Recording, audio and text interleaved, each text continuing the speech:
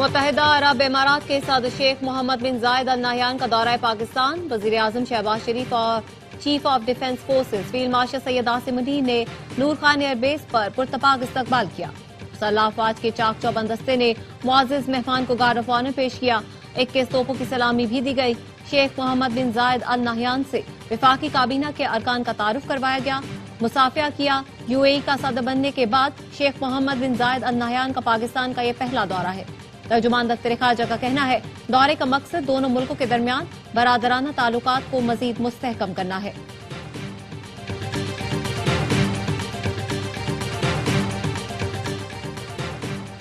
وزیر اعلیٰ پنجاب مریم نواز کا متحدہ عرب امارات کے صدر کے دورہ پاکستان کا خیر مقدم. کہا پاکستان اور متحدہ عرب امارات کے تعلقات لازوال اور بے مثال ہیں.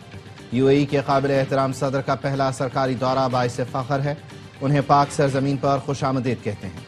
صدر شیخ محمد بن زائد ال نہیان کا دورہ باہمی تعلقات کو مزید مستحکم کرے گا. اشتعال انگیز پرتشدد تقاریر کے لیے برطانوی سرزمین کے استعمال پر پاکستان کو تشویش. پاکستان کا ملوث افراد کی شناخت اور ان کے خلاف قانونی کارروائی کا مطالبہ. ذرائع کا کہنا ہے PTI برطانیہ کے آفیشیل ایکس اکاؤنٹ سے 23 دسمبر کو اشتعال انگیز ویڈیو جاری کی گئی جس میں مظاہرین نے سرعام فیلڈ مارشل کو قتل کی دھمکیاں دیں. خاتون نے اشتعال انگیز گفتگو کے دوران کہا کوئی بھی فیلڈ مارشل کو کار بم دھماکے میں قتل کر دے گا. PTI کے سوشل میڈیا ٹرولز نے اشتعال اور دھمکی آمیز ویڈیو کو آگے پھیلایا. برطانیہ میں اس طرح کی دھمکی آمیز گفتگو بین الاقوامی قوانین کی کھلم کھلا خلاف ورزی ہے. برطانیہ کا انسداد دہشت گردی ایکٹ بھی دہشت گردی کی حوصلہ افزائی سنگین جرم قرار دیتا ہے.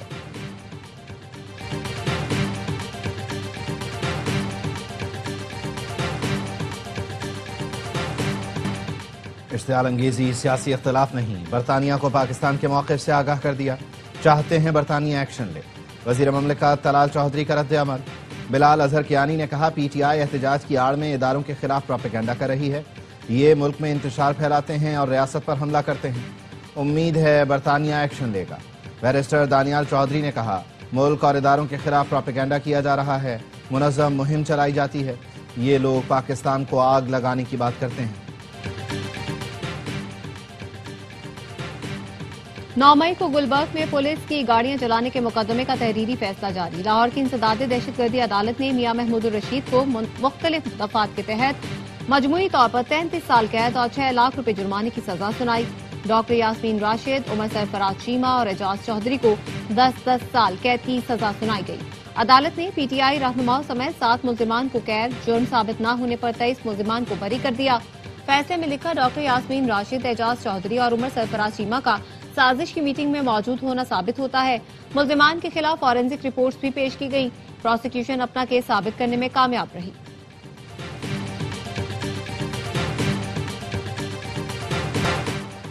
افغان سرزمین سے ہمسایہ ممالک میں دہشت گردی جاری. تاجک سرحدی افواج کی قومی سلامتی کمیٹی کے مطابق افغانستان سے دراندازی کرنے والے 3 دہشت گردوں کو ہلاک کر دیا گیا. فائرنگ کے تبادلے میں 2 سیکیورٹی اہلکار جان سے گئے. دہشت گردوں کا مقصد تاجک فوج کی چیک پوسٹ کو نشانہ بنانا تھا.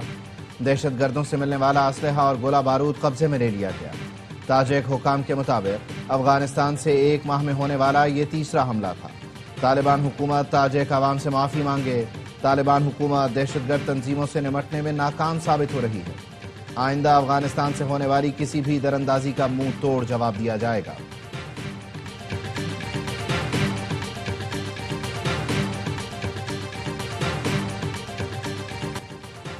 ریاست نے بلوچستان میں کبھی طاقت کے اندھا دھند استعمال کی پالیسی نہیں اپنائی. جھوٹے بیانیے پھیلا کر نوجوانوں اور ریاست کے درمیان فاصلے پیدا کیے گئے. وزیر اعلیٰ بلوچستان سرفراز بگٹی کا بلوچستان نیشنل ورکشاپ کے شرکاء سے خطاب. کہا پاکستان ایک مضبوط اور ناقابل تسخیر ریاست ہے. تقسیم کا خواب دیکھنے والے ناکام ہوں گے. کچے اور پکے کے ڈاکو مل کر سندھ کا بیڑا غرق کر رہے ہیں. امیر جماعت اسلامی حافظ نعیم الرحمان کہتے ہیں کراچی میں ڈمپر لوگوں کو کچل دیتے ہیں. گٹر میں لوگ گر رہے ہیں. لوگوں کے گھروں پر قبضے ہو رہے ہیں. موٹر سائیکلوں پر 5,000 سے 24,000 روپے تک کے چالان کیے جا رہے ہیں. سڑکیں اور ٹرانسپورٹ نہ دو، یہ کون سا طریقہ ہے؟ پیپلز پارٹی کی سندھ میں بدترین کارکردگی ہے. ترجمان سندھ حکومت کا رد عمل. کہا الزام تراشی سیاست کا آسان طریقہ ہے مگر اس سے حقائق نہیں بدلتے. ہر ناکامی کا ملبہ پیپلز پارٹی پر ڈال. اگر پٹواری وقت پر کام کرتے تو یہ مسئلے پیدا نہ ہوتے. سسٹم کو بائی پاس کریں گے تو مسئلے جنم لیں گے. Chief justice Lahore high court Aalia Neelum کے remarks. Punjab property ownership ordinance کے تحت کارروائیوں کے خلاف درخواست۔ لاہور ہائی کورٹ نے 10 اضلاع کے ڈپٹی کمشنرز کے احکامات پر عمل درآمد معطل کر دیا، قبضے واپس کرنے کا حکم۔ عدالت نے درخواستوں کو فل بینچ میں سماعت کے لیے بھجوا دیا۔ چیف جسٹس نے کہا ڈپٹی کمشنر اور کمشنر از خود قبضے ختم کرانے کا اختیار نہیں رکھتے۔ کمیٹی کا قبضے کا آرڈر مس کنڈکٹ ہے، کیوں نہ کمیٹی ممبران کے خلاف کارروائی کریں۔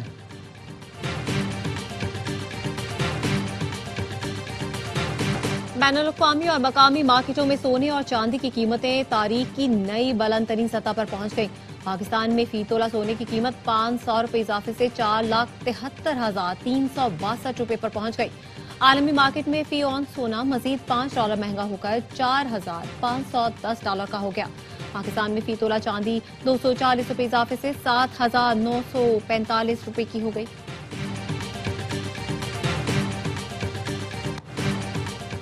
اسلام آباد میں یونین کونسلز کی جنرل نشستوں پر بلدیاتی الیکشن 15 فروری کو ہوں گے۔ نظر ثانی شدہ شیڈیول جاری۔ الیکشن کمیشن کا کہنا ہے کاغذات نامزدگی جمع کرانے کا سلسلہ 30 دسمبر تک جاری رہے گا۔ امیدواروں کے ناموں کی ابتدائی فہرست 31 دسمبر کو جاری ہوگی۔ دینا جماعت اسلامی کا پرانا وتیرہ ہے۔ پنجاب میں جرائم میں نمایاں کمی۔ سی سی ڈی کے اعداد و شمار کے مطابق قتل کے کیسز میں 43، ڈکیتی کے واقعات میں 72% کی کمی دیکھی گئی۔ راہزنی میں 66%، گاڑیاں چھیننے کے واقعات میں 92%، موٹر سائیکل چھیننے کے واقعات میں 63% اور گاڑی چوری کی وارداتوں میں 71% کمی ہوئی۔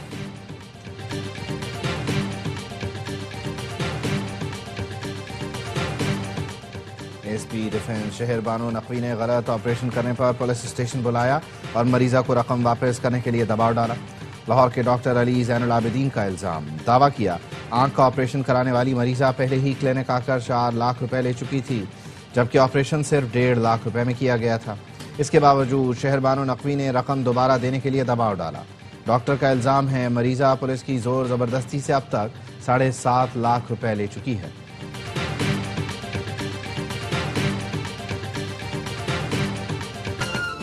پاکستان اسٹاک مارکیٹ میں تیزی دوران ٹریڈنگ 100 انڈیکس تاریخی بلند ترین سطح پر پہنچ گیا۔ انڈیکس میں 1551 پوائنٹس کا اضافہ، انڈیکس 1,72,381 پوائنٹس پر ٹریڈ کر رہا ہے۔